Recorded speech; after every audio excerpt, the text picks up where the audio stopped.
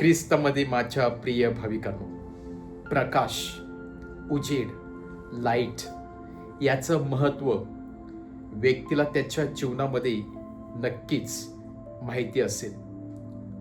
आपल्याला दृष्टी आहे म्हणून आपण प्रकाशाला पाहू शकतो आणि प्रकाशामुळे आपण या सृष्टीची आणि जगाची ब्युटी न्याहाळू शकतो, सौंदर्य न्याहाळू शकतो.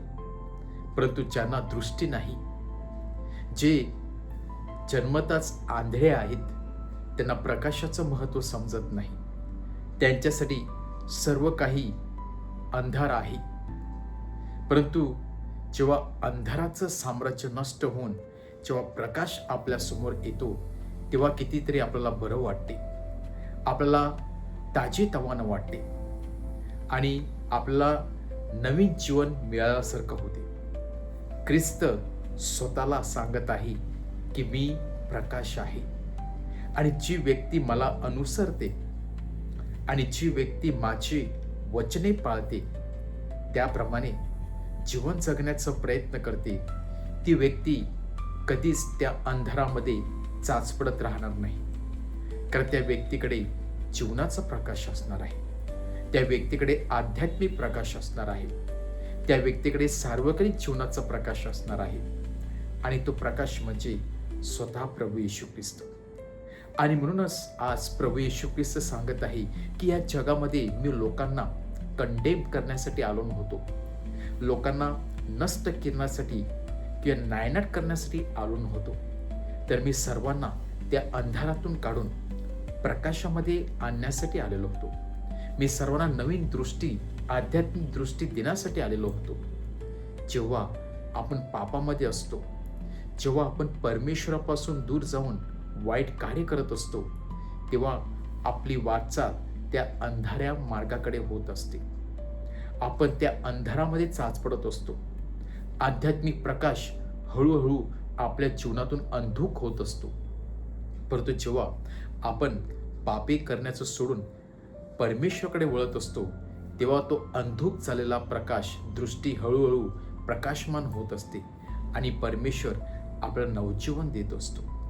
आणि म्हणूनच जी व्यक्ती प्रभू येशू ख्रिस्तावरती विश्वास ठेवते, त्याचे वचन पाळते, नेहमी त्याच्या वचनावरती मननचिंतन करते आणि त्याच्या इच्छेनुसार करते, ती व्यक्ती आध्यात्मिक जीवनातून जात असते, त्या आध्यात्मिक प्रकाशातून जात असते.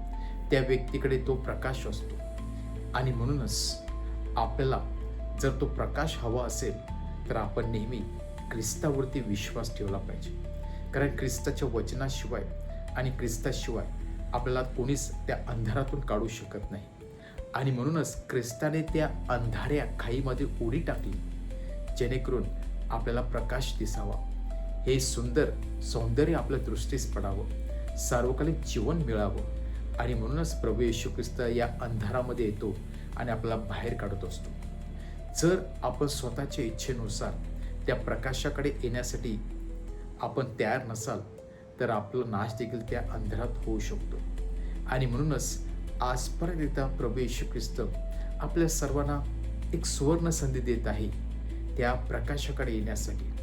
आध्यात्मिक जीवनाचा प्रकाश आपल्याला मिळावा म्हणून आपण ख्रिस्ताकडे येऊया, त्याच्यावरती विश्वास ठेवूया, जो या जगामध्ये येणारा प्रकाश आहे, ज्याने आपल्यासाठी अंधारातून काढण्यासाठी स्वतः अंधारामध्ये उडी टाकली. तो प्रभू येशू ख्रिस्त आपल्याला जीवनाचा प्रकाश देण्यासाठी तयार आहे. आपण त्याच्यावरती विश्वास ठेवूया, वाईट कर्म सोडून आपण त्याच्या वचनाप्रमाणे जीवन जगण्याचा प्रयत्न करूया आणि ती आध्यात्मिक दृष्टीदान, नवीन जीवनाचा प्रकाश प्रभू येशू ख्रिस्त आपल्याला देणार आहे. आपलं जीवन प्रकाशमान करणार आहे, आपलं जीवन खरोखरच आनंदमय करणार आहे. आणि म्हणूनच ख्रिस्ताकडे येऊन आपण त्याच्यावरती विश्वास ठेवूया आणि स्वतः प्रकाश बनून इतरांना प्रकाशाची साक्ष देण्याचा प्रयत्न करूया. आमेन.